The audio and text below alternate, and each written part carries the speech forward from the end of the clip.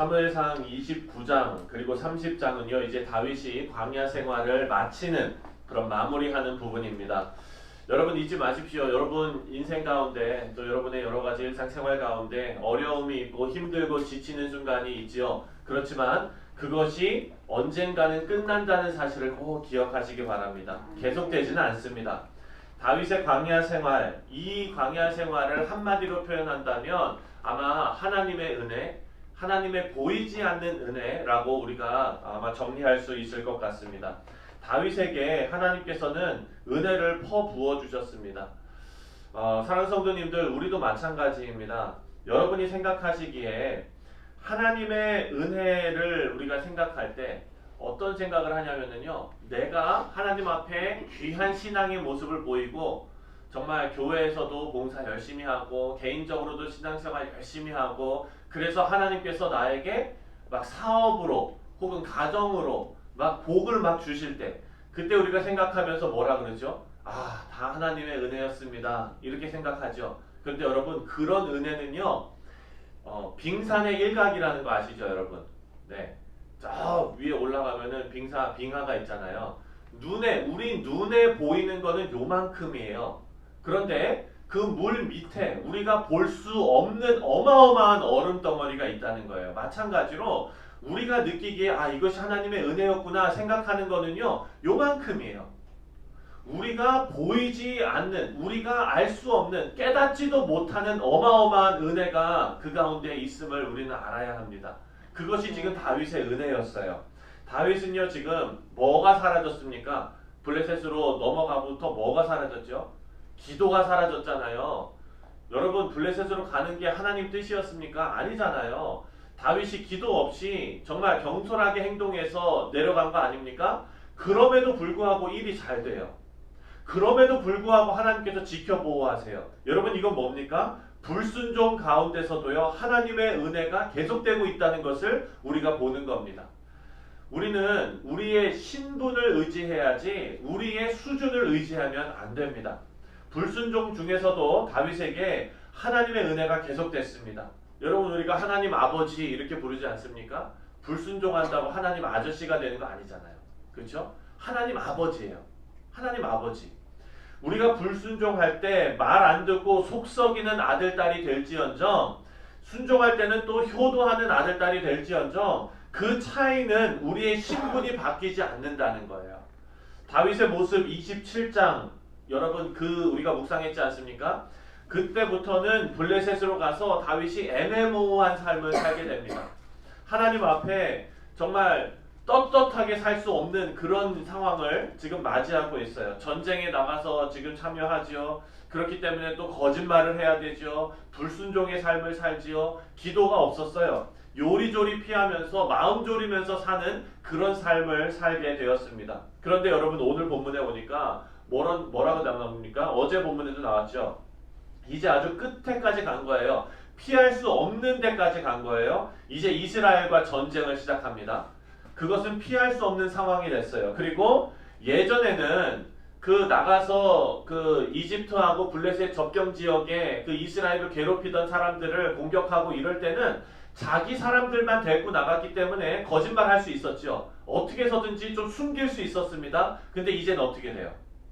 왕하고 같이 나가서 이스라엘과 싸워야 돼요. 이제 피할 길이 하나도 없는 거예요. 피할 길이 없어요. 이제 아기스 왕과 같이 나가야 되는 상황입니다.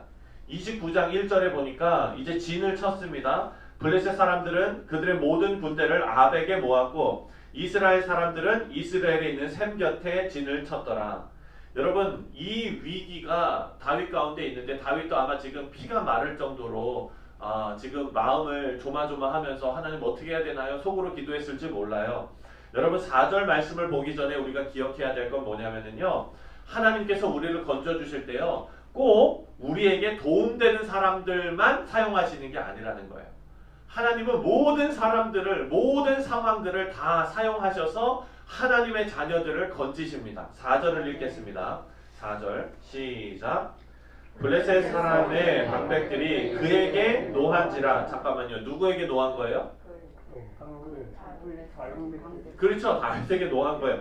다시 읽겠습니다. 시작. 블레셋 사람들의 방백들이 그에게 노한지라. 블레셋 방백들이 그에게 이르되 이 사람을 돌려보내어 왕이 그에게 정하신 그의 처소로 가게 하소서.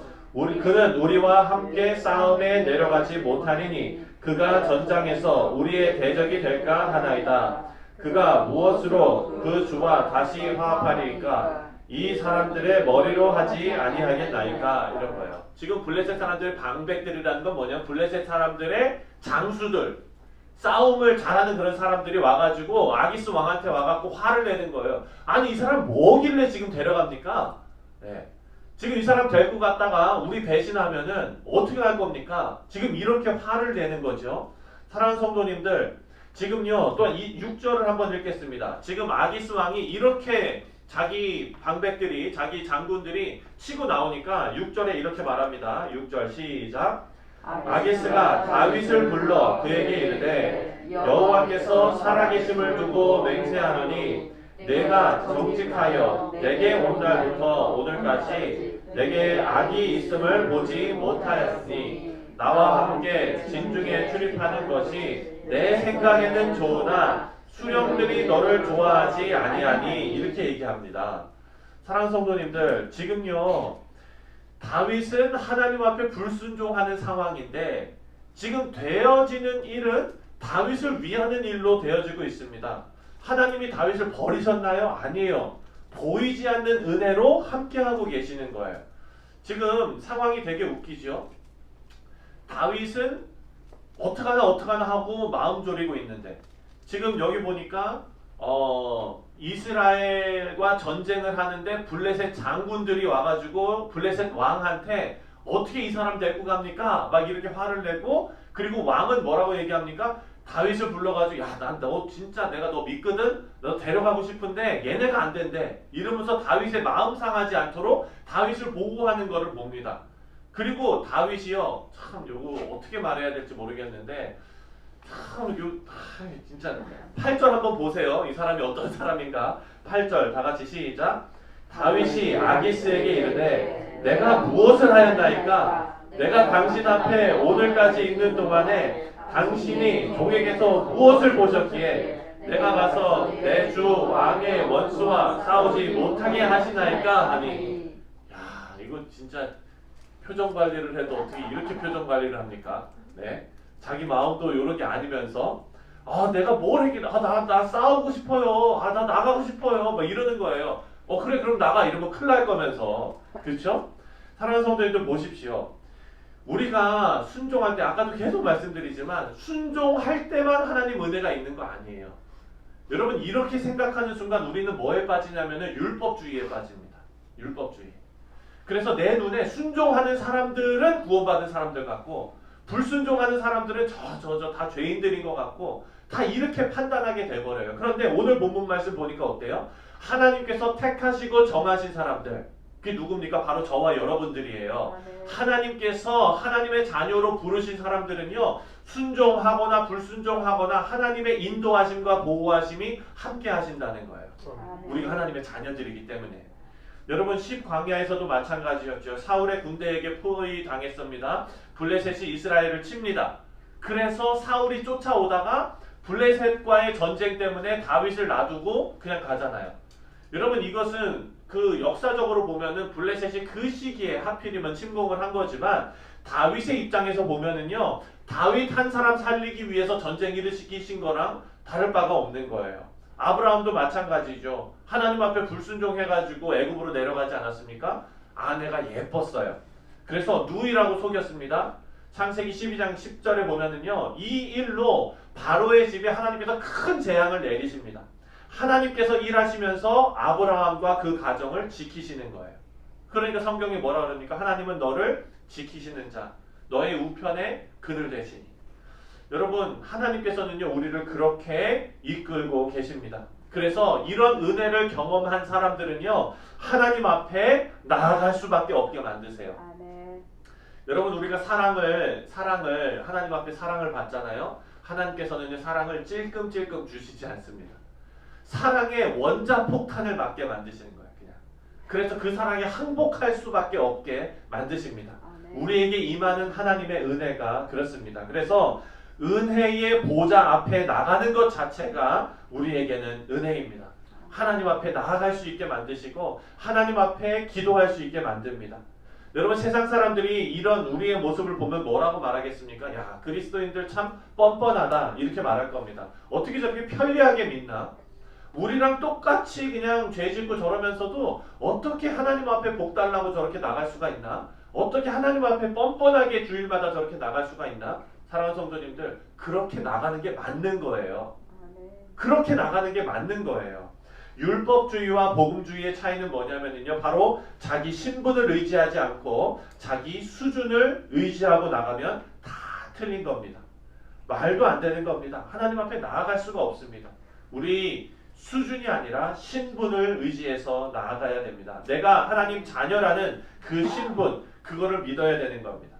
누가복음 15장에 보면은 탕자의 비유가 나옵니다. 21절에 보면 지금부터 아들이라 일컬음을 감당하지 못합니다. 그냥 종으로 삼아 주십시오. 둘째 아들이 이렇게 말해요. 아버지가 뭐라 그럽니까? 나는 그렇게 할 줄 모른다. 나는 내 아버지 될 줄은 안다. 나는 너를 종으로 부릴 수는 없다. 이게 하나님의 마음입니다. 우리 신분을 잊지 말라는 겁니다.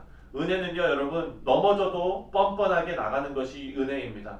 순종해도 내 아들, 불순종해도 내 아들입니다. 좋은 게 있으면 다 주는 거죠. 그게 아버지의 은혜입니다.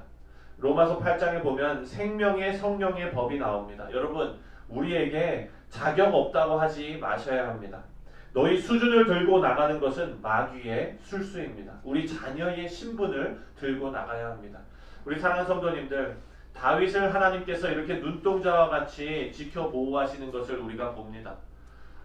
이 은혜가 오늘 저와 여러분에게도 임하기를 주님의 이름으로 축원드립니다. 그리고 우리가 인생을 살아가면서 불순종의 순간 가운데 하나님께서 나를 아직도 사랑하실까? 이런 의심의 생각이 마귀로부터 우리에게 계속 옵니다. 그런 생각을 오늘이 받은 말씀으로 끊어내시고, 그리고 하나님께서 주시는 풍성한 은혜의 그런 사랑을, 그리고 자비를, 평강을 누리시는 우리 모두 되시기를 주님의 이름으로 축원드립니다.